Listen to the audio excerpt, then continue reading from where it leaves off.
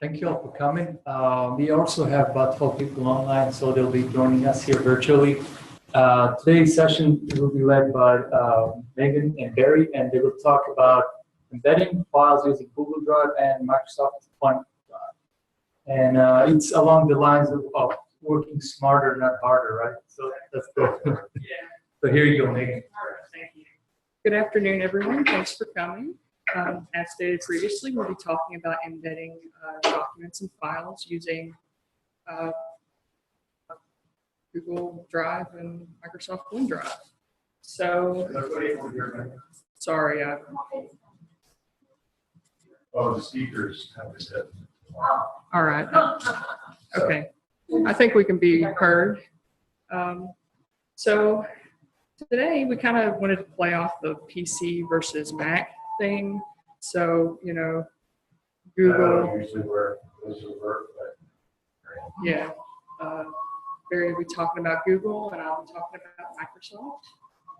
We're both instructional designers here at the Instructional Design Center. So with that being said, let's get started. One of the main topics I'd like to cover is asking you all, what is the cloud? I know we've kind of heard that in business terms, but would anyone like to hazard a guess as to what is the cloud? Virtual storage space, that's part of it. Anyone else? Okay.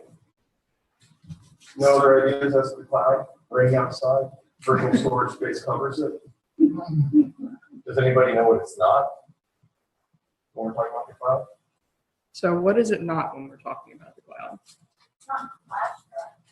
So it's not a flash drive, okay?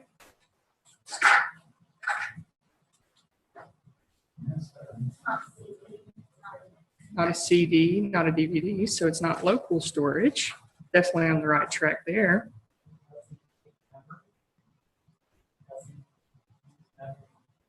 Yeah, it doesn't take your own personal storage space unless you've installed a application that copies it from the cloud. So right on. Okay, so the official definition is basically the cloud is a bunch of servers that house web applications, storage, and even processing power on the internet. So it's basically on the internet. And the cloud term was created to kind of simplify that concept. So we'd rather hear the cloud other than, you know, oh, we've got this complex network of servers that provides web applications and storage space and processing power. Another thing to remember about the cloud is that it's always on, it's always available 24/7 on demand, which is important if you're working on your classes at 2 a.m. You can access your Google storage or your OneDrive storage at any time. So how does the cloud benefit you? Is anybody using the cloud right now in their class? Is anyone using the cloud currently? Some. Well, it's like document sharing. That's Okay, so we, not good at it. so folks have used it for document sharing. Very good. Does anybody use services? Well, we use Thing. Yeah, we use ThingLink. That is a service. that would be a cloud service. Is anybody using cloud service inside of any of the classes for research or other items? And you know, YouTube would also count as well. So online video. Yeah. Yeah, VoiceThread, that's a good example. SoundCloud, excellent. That's also another example.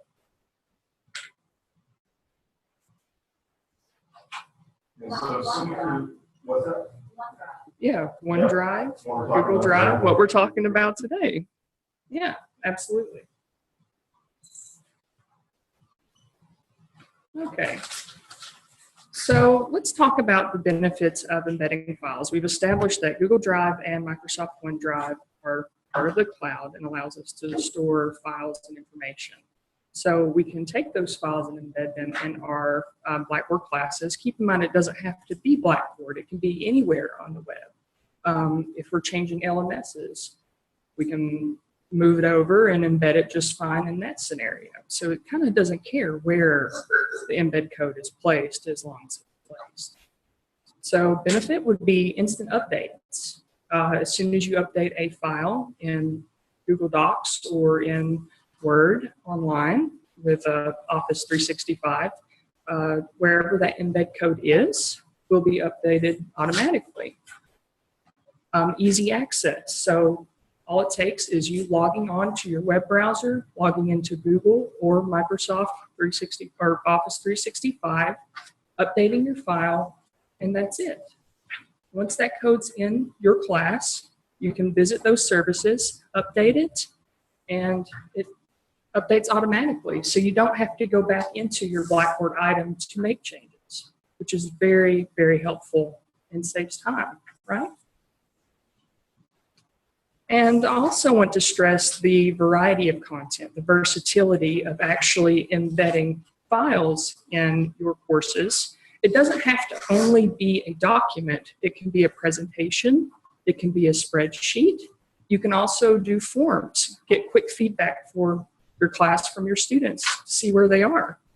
So multiple uses for embedding, not only just documents. Okay, so let's talk about some differences and similarities between Google Drive and Microsoft OneDrive. First up, we have Google Drive and G Suite. Google Suite, or G Suite as we call it, contains applications, web applications, like Google Docs, Google Sheets, Google Slides, and Google Forms. It's available typically at no cost for the user. For us at EKU, of course, we have our own special access with unlimited storage, but it's free for anyone to use and create their own accounts. So it's unlimited storage, which is amazing. I mean, literally unlimited. Google Suite actually features sharing capabilities and collaboration. So if you're working with a colleague on a document, you can leave comments, you can change things, and you can also go back and see what was changed. It has kind of a redundancy built in to go back and see what was changed. So if you don't maybe agree with some of the changes someone made on your document, it's easy to go back and actually replace it instantly. And as I mentioned before, it contains docs, sheets, slides, and forms, and that's basically the equivalent of Word, Excel, PowerPoint, and, well, forms. Let's take a look at Microsoft OneDrive and Office 365.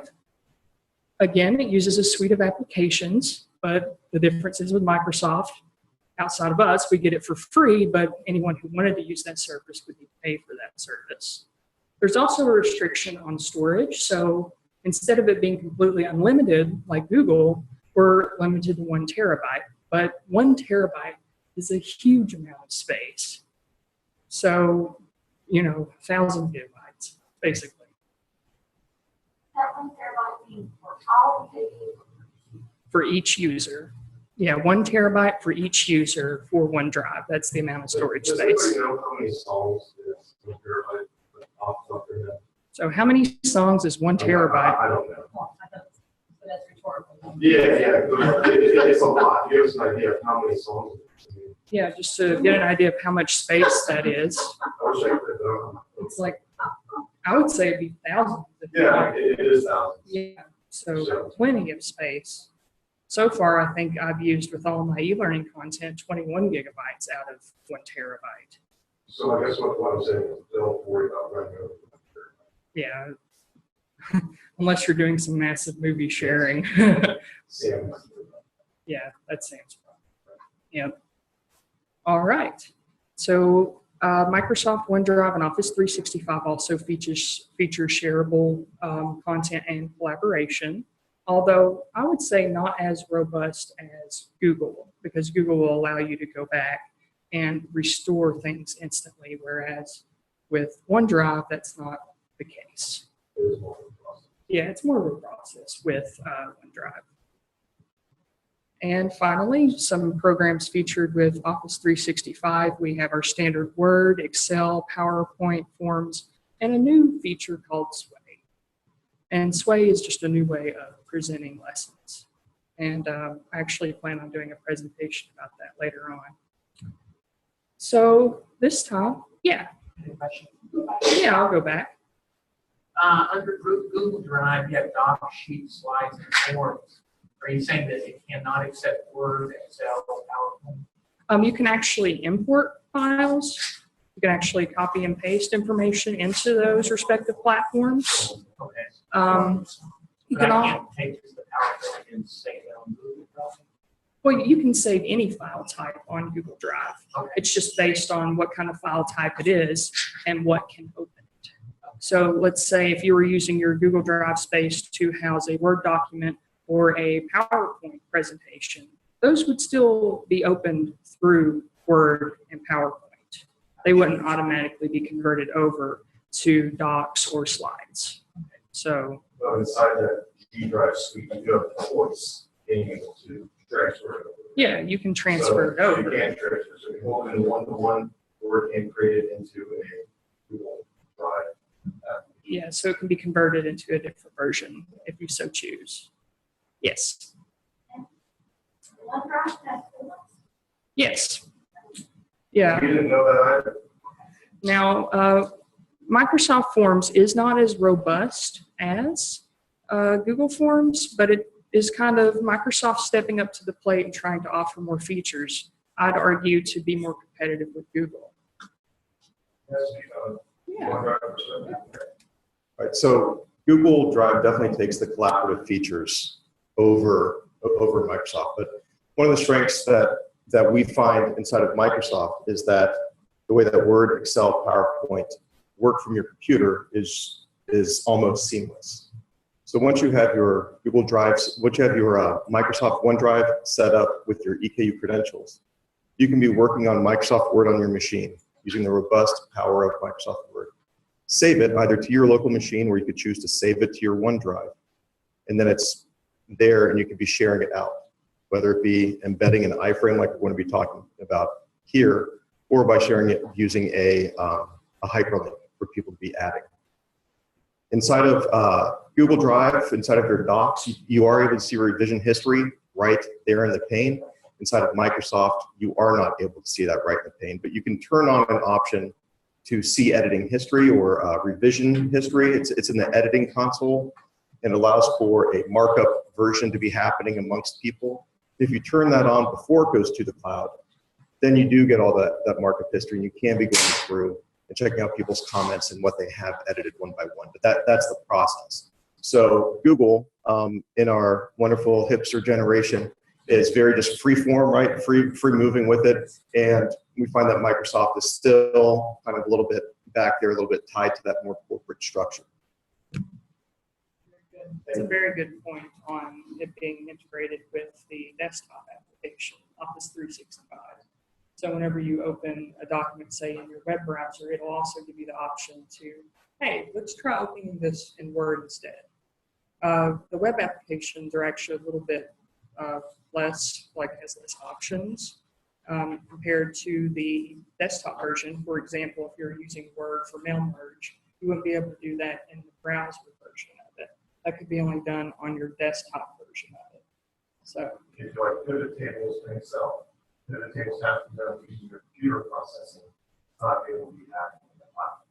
But you can then transfer that Excel document from your work computer to the cloud and pull it out at home, so that you're able to work on it at home if that's what you want. yeah, so I think PDFs. You can be saving and reading to PDF in either so G Suite and OneDrive. Both in the Google Drive and in OneDrive, you can be saving stuff to PDF, but then with Microsoft being on your local computer, you always have the option to either save to or print to PDF.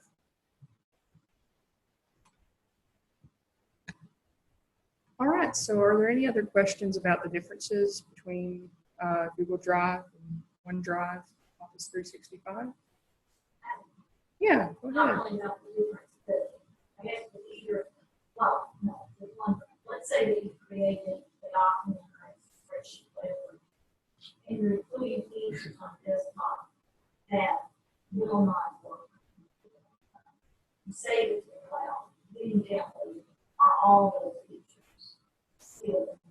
Yes.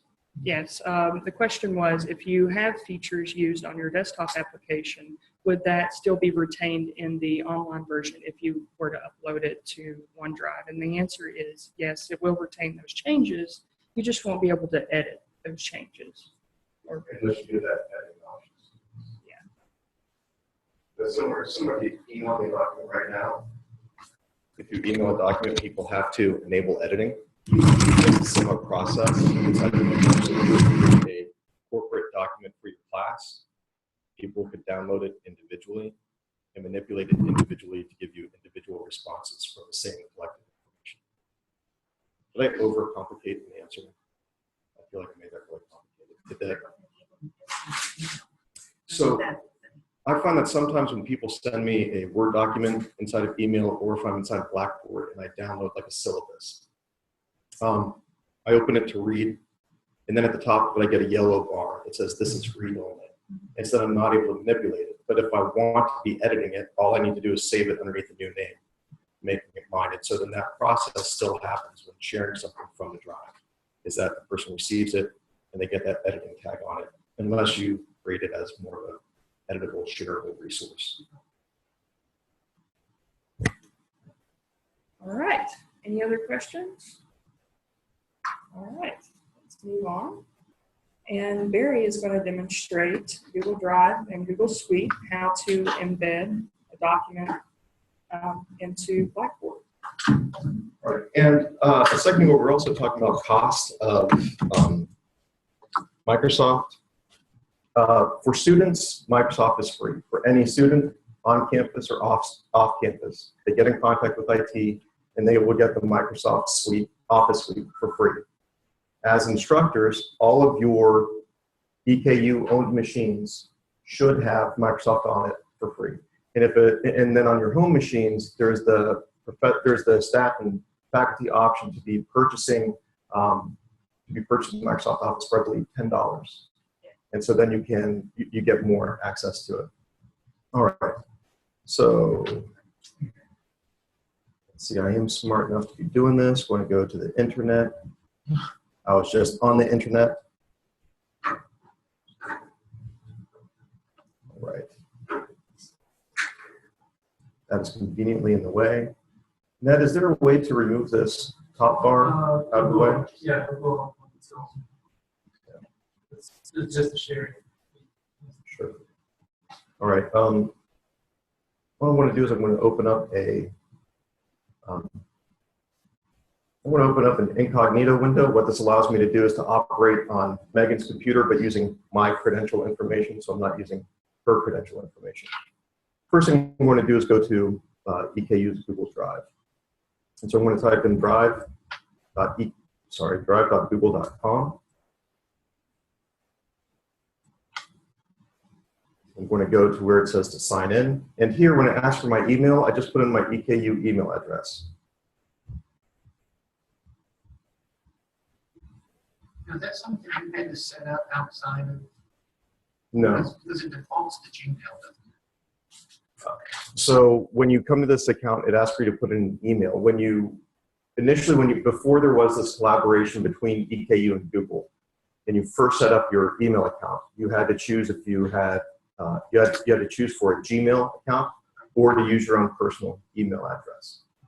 And so that was that initial part. So now that there's this collaboration, everybody has it, even if you're not using it. You still have a Google Drive account, space at least, associated with your credential. Then you see Daniel Boone. Looks like it's asking me to type it in again.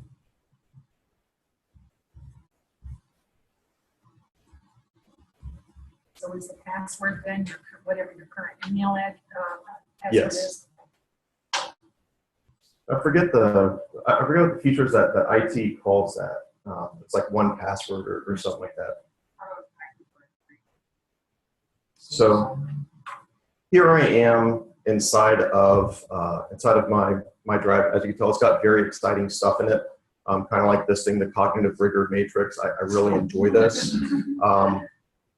And so to me, this is something that I like and that I want to be sharing with my coworkers. So I have multiple options of sharing. the share settings that are inside of Google Drive are very similar to what they now that's with EKU are very similar to what it was when it was private. In order to share it by a link, I would just click on share, get shareable link in the top right-hand corner, and now I can copy that link and paste it inside of whatever I want and send it to people. Something we found when we were setting this up is that we noticed that it started giving these different hierarchies here. Whereas before I could share it with anybody on the web can edit. As you notice, it says anyone at EKU, right, can edit. Anyone at EKU can comment, anyone at EKU can view. If I want to be opening that up to more people, I have that option. I just have to click more, and then I could be choosing what those different levels of attachment are. So I'd usually like to share stuff public on the web. And so that means that no sign-in is required. And it also tells me that these people have view access only. I save it, that access is there. I click done, and then that changes that share setting value with this document that's in the cloud. So I've got this document here, and it's ready to go. And where I want to be next is inside of Blackboard. Why am I putting Blackboard, man? I'm smart. I can do this. Come on, Burkett. Spirit fingers. I think as well in front of a group as you can. What about speaking of which, your presentation last week was great. I've been thinking about all the suggestions people have had for me. I think I'm the one who got the suggestions on my presentation. Am I in that course, or is it yours? Okay. There we go, tutorial course. All right, so because we're talking about embeds, we wanted to, in the forms embed, we want to give you guys an idea of what that looked like.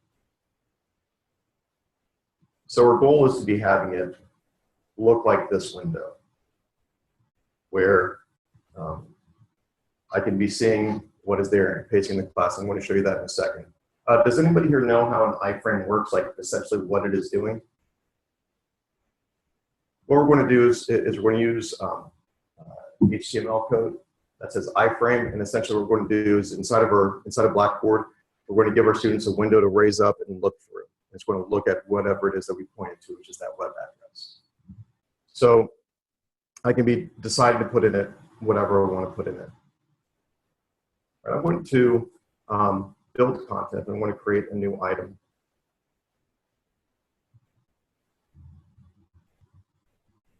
And I want to say that this one is from Barry's drive. Now inside of here, if I just take if I take this share code that I copied a second ago, and I paste it in, I can paste it in. Let's see, I'm smart enough. Maybe I should try copying it again.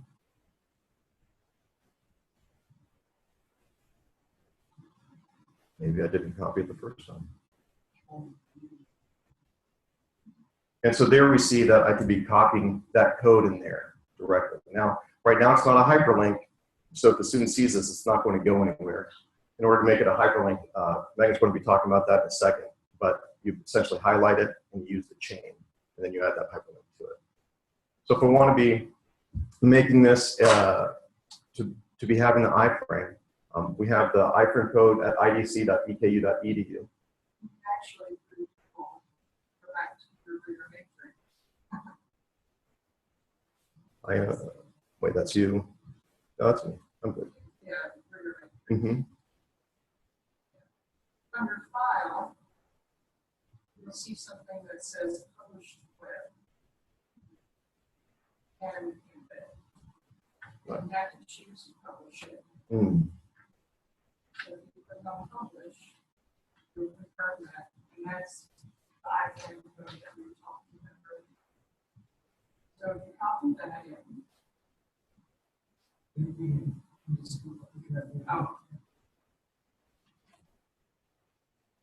Okay, so earlier I explained about accessing this. So we'd press File and then Publish to Web. Good deal. And we went to the Embed tab and we selected Publish, and it gave us an iframe code. So if we go back to Blackboard,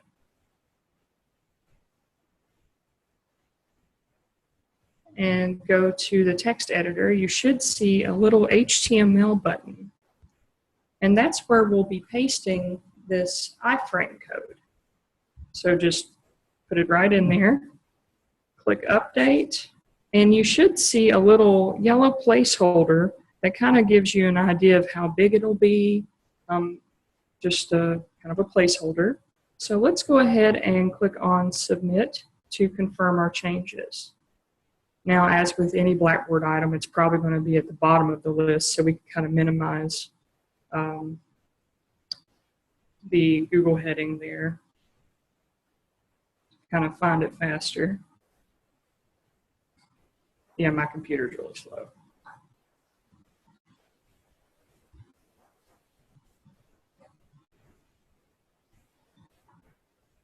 And yeah, and then just minimize that one as well. And we'll see from Barry's drive that embedded document. So the embedding, the carrying over the embed is pretty quick and easy once you have your settings set up. If the settings aren't set up, students will see something here that says you need to ask for permission to view this item. Right now, looking at this box, I can tell you that it's really of no use to anybody. And you could be changing those, changing the size of that in multiple ways. The quickest way is that once you have your yellow box inside this area, you can grab onto the side of it and just drag it like you would pictures or whatever. That is the quickest way to be changing that size. The other way to be changing it is to come into your HTML code. And if you know what you want your width and your height of your item to be, you can actually change those numbers. And I know in-house we have those. I don't know if we have those up on the IDC webpage, but we can put those up if they're not there. You mean like the ones that, the right numbers that would make it? The numbers that we typically use for like an 8.5 by 11. Right, I didn't know to drag, so I just made up numbers and just by trial and error. No, I'm right there with you. What did you find worked for you? like I did like 6 Mhm. It's not a big square, but it's really not right. Should we be able to also put percentage like that? I've not tried that. I think that works. Okay, so one of the recommendations from Jennifer Perkins, another ID, is to try inside that width and length area is to be using percentages. So to be saying 80% if you want to cover 80% of your page. Sure. Yeah, Blackboard can be kind of different. That 800 is usually like, and as far as length, for height, 600. Of course, what I have used is, had no idea I could control the size. It's like, wow, that's really big. Oh well. So this should improve my situation. The clicking and dragging does help, and even from the IDs, you know, we do take, especially when it's something that's not uniform, it does take trial and error. As you can see, anything can be undone, anything can be repeated. You're not going to break Blackboard, so please don't feel like you're going to break Blackboard. And feel free to ask us for help if you need it. As you can see now, by just grabbing the edge of that yellow item, I was able to make the screen bigger. Is it perfect? No, it's not perfect, and so I'd probably be manipulating it more.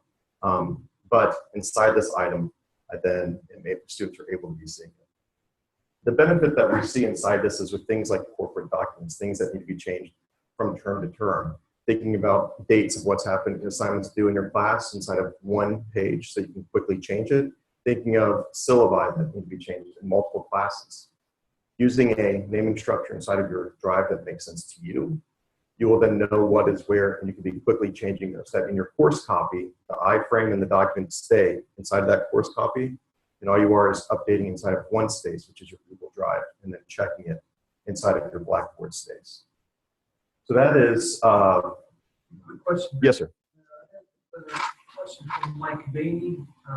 He said that Barry and Megan may remember a problem my class was having, and that's an introduction to energy studies. The class was having issues pertinent to video that some of his students could play the video and others could not. Does this solve a problem? That video issue, I believe, had to do with mixed content settings inside of Firefox. Oh. Ask him if that's correct, if I was dealing with the Zaption video. Mike, well, just ask him. Mike, what? Hey, I got a microphone. Hey, Mike, what was that? That issue, I believe, was dealing with the Zaption video that we were playing after Zaption had ended, and we were pulling it from a server. Is that the correct video that you're thinking of? He said yes. Yes. Okay. So the issue with that is that inside of Firefox, there's a setting called mixed media setting that that Gene has on his website that we need to use. So that fix was not related to pulling from a virtual drive or a cloud drive. Are there any other questions? No? All right. Megan, I'm going to pass this back to you.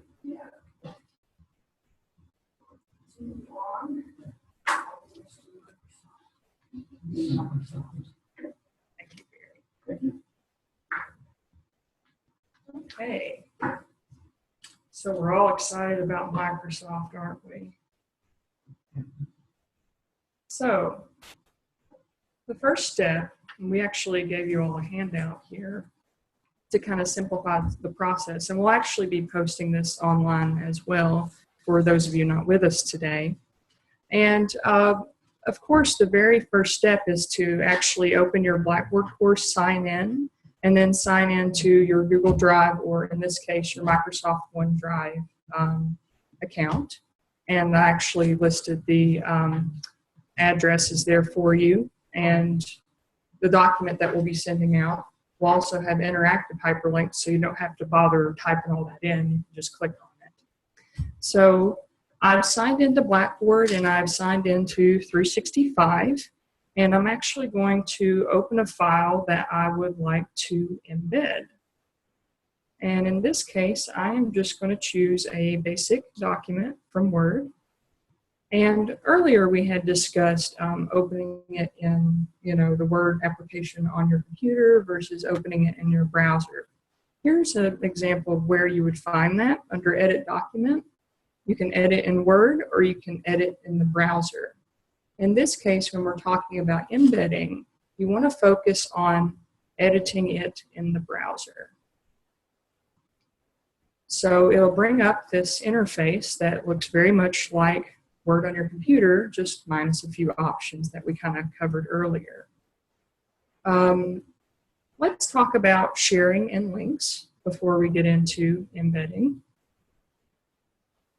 So, yes. Does this work in your Microsoft Word that's installed on the laptop? Yeah, so if you have Word installed, under that drop-down box, it says Open in Word. You can click on that, and it'll prompt you to open it on your local version of Word. So, which is pretty cool. You can switch between the two. As far as sharing them, we need to be sharing from the OneDrive. You can't share from your local machine. Right. Shared from OneDrive if you were sharing a link that is distributed by OneDrive. Yeah, that's a very good point. It has to all be on OneDrive cloud storage itself. Yes. This is going to sound stupid, probably. No, there's nothing like that. What's the difference between having Office 2013 or 16 on my computer, Office 365, and OneDrive? Okay. So, Word on your computer is a standalone application originally. That's how it was designed. As technology grew and we got into the cloud architecture, Microsoft decided to create its own web-based version of Word and the rest of the suite, right? So that was deemed Office 365. Now, OneDrive is connected within that Office 365 space. So any file that's going to be manipulated online with 365 will need to be stored in OneDrive. Yeah. Does that make sense? I like to think of it in containers. Yeah. So I like to think about this in containers because it is kind of confusing, right? It is. If we think about what you said, 2003, and Either 2013, 2016. Okay. Both 2013 and 2016, they're held on your local machine, right? You've got your keyboard here and your mouse. That's Barry's art degree coming in handy. You're welcome. All right, so that's 2013 and 2016. Now this software is more robust because it's on your machine. It could be processing a lot more. So then you were asking about Office 365. Well, I'm asking about all, because I've got OneDrive now, and I've got Office 2013 on it. I do not have Office 365. So where does that play in? Office 365 lives in the cloud, and the cloud name for Microsoft is OneDrive. All OneDrive is doing is collecting these Office pieces, right? And so either 2013 or 2016, they can be talking into there. Can OneDrive hold more than Office 365? Yes, you can be putting in pictures, you can be putting in video, because OneDrive is just general storage. And then if looking back at, where was it? Microsoft Office Online Home, is that what it is? Look at the top of this page. All this stuff up here. So you see that OneDrive is listed as one of the containers. Office 365 is kind of everything, and OneDrive is where you're keeping it. Office 365 also has more lighter utility programs, like Sway was one of the things. And for me, I'm very new to it. As I was using this, I was like, holy cow, there's a whole lot here. You know, so we've been becoming more impressed with that. Does this make sense as to the connection between 2013, 2016, OneDrive, and Office 365? Did I answer that question? All right. Well, no, I start a question. So if you create a Word doc on Office 365, can I not store it on my own personal? You can. I can, okay. What would happen is if you create it here, right? So let's create our paper here. Right. Then what would happen is you'd have to, what we saw here is you would, well, I mean, you can access it through, but edit with, and then just, it would beam down to your computer, and then it would come into whichever one you want. But you can start creation in the cloud. And vice versa? Yes. And so, like, because you're talking about not having to change your documents all the time, but I constantly change something in Blackboard, have to save it to the server, then fill it back off. So if I start with it, like just to switch over now. So today I downloaded, the course outline or whatever, and I made a change because we didn't get as far as I wanted to. So I had to resave that and do it. So how would I do that?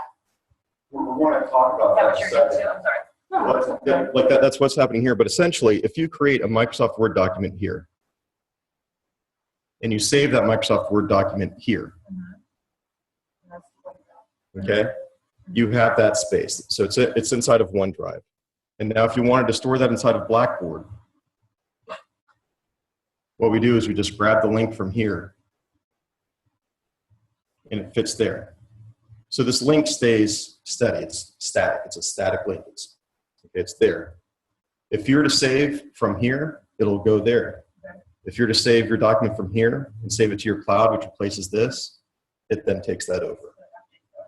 Yes. But So I have to get everything into the cloud first. this hyperlink is connected to this document. This document is connected, can be connected to this document. It doesn't have to be. You can originally generate here, save it here, and then only manipulate here. Because like on a syllabus, hopefully you're not having to be doing a whole lot of work to your syllabus every term. Some light tweaks. Light tweaks can happen excellent inside of OneDrive.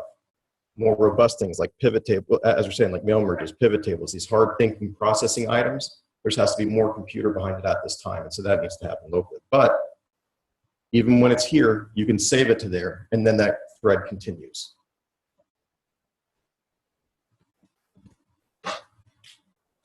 Thankful for Barry's art degree, huh?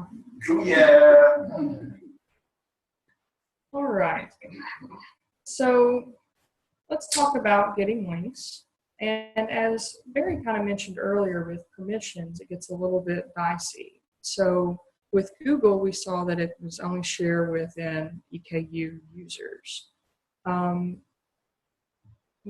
is very much the same way when you're sharing links, when you're embedding things. So what I like to do is just view the link with no sign-in required, which means the student can access it and view it via a hyperlink and not have to sign in, because signing in produces an extra step. So as far as usability, whenever you can limit the number of clicks, that's the best way to kind of go about it. So view link, no sign-in required. And here's where you would click and highlight the URL. And you can either right-click copy or Control-C on your keyboard to copy that. And if we move back into our embed examples, and let's just create a new item. And you can also edit an existing item. You don't have to create a new item every time you want to do this. You can just add this to whatever content you already have in there. So I'm going to do MJ doc. Very good. So let's say I want my document here. And I'm just going to type document. It can be anything, any kind of text. What you're going to do to put in a hyperlink is actually highlight that word and push the link button. So it says insert edit link. It'll then bring up a dialog box. And from there, that's where you would paste the hyperlink we got from Word.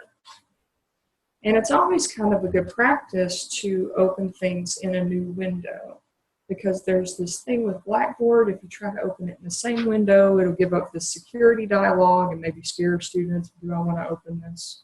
So if it's opened in a new window, it tends to work a little better with external resources. Now, if it's internal to Blackboard, same window's fine, but when it's going external, it tends to throw up that security. So if we insert, you'll see that we have our document link there. And if we submit,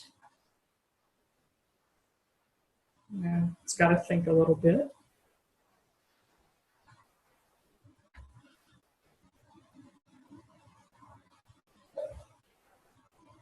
So there's berries.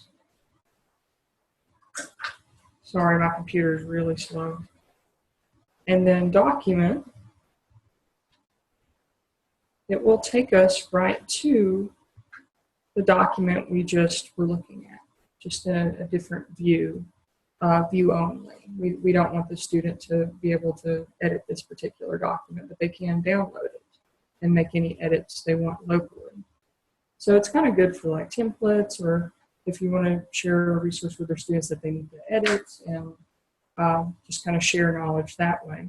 Can you show them through logging the incognito mode? So right now this is getting tripped up because Megan's the editor of it. Yes, if you look that's at it through true. mine, you'll see it more from that student perspective of going through that link. You don't Yes. have that control of it.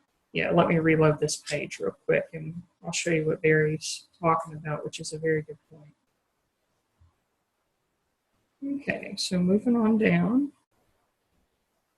we can click on the document link again, and this is mimicking sort of the student's view.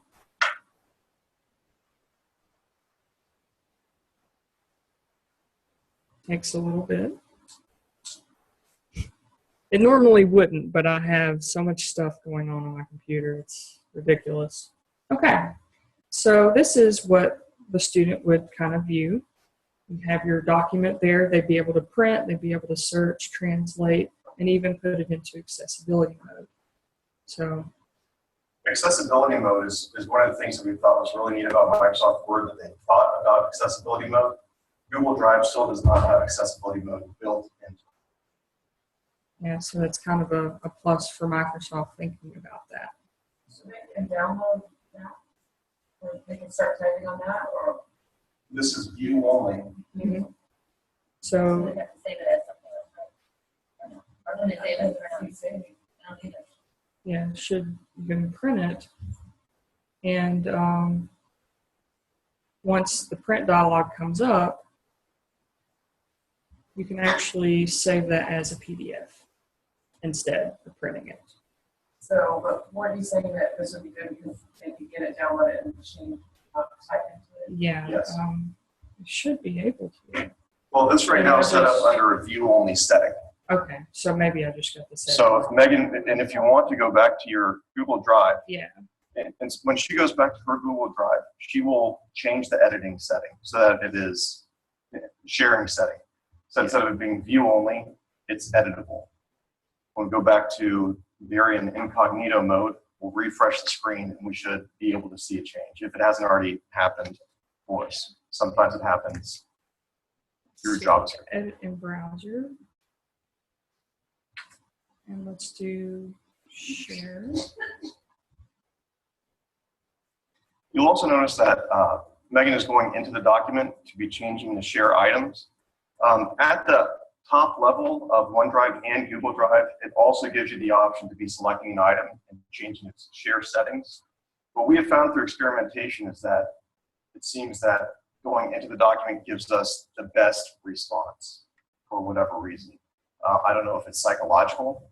I don't know if I'm just doing something wrong in a different spot. You can share from both, but for some reason we have more confidence when we're actually looking at our document that we want to share.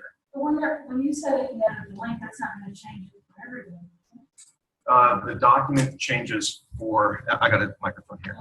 Oh, okay. The document, if you say that it's editable, and that one link is editable, and everybody's looking at that one link, then yes, that item gets edited. Everybody sees it. Everybody sees what that last edit is. But as we were talking about at the beginning, if you're on Microsoft Word on your computer and you create this document because you want it to be a group, a group process, whether it be a group or whether it be class as a whole, having constructed as goals, then you want it to be. You want it to be that way where everybody can edit it. But before you put it up there, you put on the edit settings to review markups. With that, then you're able to download it and see everybody's contributions. Inside of Google Drive, that ability to see the revision history happens automatically.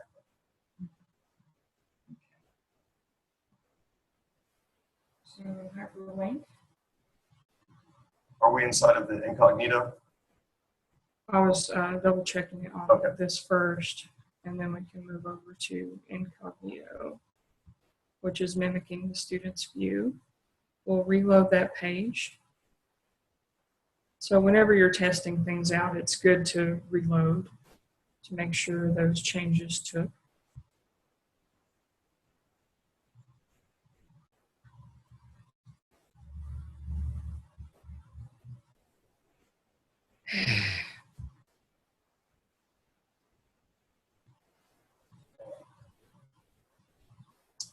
And now the students have the ability to edit in browser. And they would be able to print.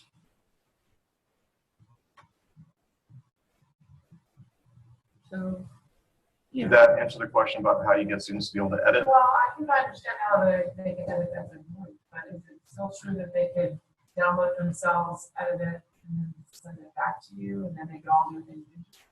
But they want to make it fit their, they want to make it theirs. Yeah, they want to make it Is that, theirs. you can say that with a different name? That does work. I feel like I'm blanking on this right now, but that I was Yeah, I able to do am it the other too. day. Yeah, I was too. And it's the pressure of the bright lights. I just don't want to make it so complicated that if I would have just emailed it to them as an attachment, they could have just done it, but it, Right. I have to put a line of directions about how to get it downloaded and back to me. I don't know if it helps. No, In that, right. it's So the view-only feature allows a person to be able to view it. When I've seen it, for some reason, I don't know why. Because with you, we did earlier, and they were able to print it, but Yeah, I think maybe that's what we saw with the we embed. will find that out for you and get back to you on that. I mean, because we both feel that we saw that ability to be able to download it to your local computer, and right now we're just not able to think of how we got there. So my apologies. Yeah. Yes, Jeff. Okay, so let's say you're OneDrive and you're sharing it out to be edited by the whole class. Sure. OneDrive, it can tell you what edit. It does, but you have to plan that. The planning is that inside of Microsoft Word software on your computer. You have to go into the edit area and choose to see comments, to view comments. When you save that document then to OneDrive, OneDrive keeps hold of all that tracking. You download it again, you bring it back to your local machine, and you're able to see all that. But is that true for only if they insert comments or so they just change? All the above. Really? Yes, it works. And you can even do another really strong feature for Microsoft Word, I think, when collaborating, is to be able to compare two documents together. And so you can be viewing multiple documents at the same time, seeing what edits, micro edits people made as they went through it. But you have to, but the issue is that you have to turn on that feature. If you don't turn on that feature, you don't have it. And you can't just turn it on in the cloud. I don't know why that makes too much sense, maybe. All right, so I feel like we can figure this out, but I accidentally closed your out. One of the other hiccups that we found with Google Drive is that with personal Google Drive, your personal meaning barry.burkett@google.com. With that Google Drive, using an embed code like we do with Google Drive, I'm able to quickly share and have that iframe window punch through so that anybody can see onto a web page, whether it be a PowerPoint presentation, Excel sheet, or whatever. Inside of us preparing for this, we found that there is a limitation where that embed code does not work to be sharing in a view-only way for students to be able to see your syllabus or whatever you want to be posting there. We have flagged this with IT, who has brought it to the attention of Microsoft, and we're trying to work on getting that solution because to us, and I think to you, we see that as a very important use case option. And so that is a major limiter that we have and that we've been trying to have a workaround. We had a workaround that worked on Friday, and for some reason today it's not working. So we're going to continue working on that, and we'll also be updating that as well as your question of how we get students to be able to save to their own device and enable that editing on their own device. Google OneDrive is the one that is having the issue. Google is the one that is Google is operating fine. Yeah, it's the sharing permissions with Microsoft Enterprise locking down certain features of it. Here I have embedded Microsoft documents and presentations, and I think this is where we actually saw where they could download a copy of it through the embed. The only problem is, like Barry described, if I went into incognito mode and I tried to, access. Do you want me to pull mine back up? Yeah, I think I accidentally logged out of yours. But if you were to go back into incognito mode and look at the same page, it would prompt you to, it'll say, we can't connect to this document. You'll need to request access to it.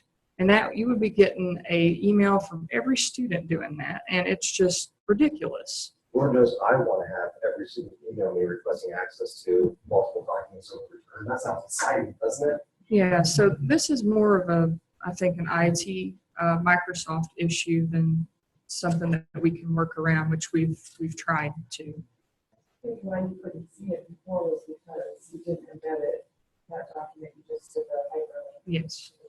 Yes. Embedding it would show you that other.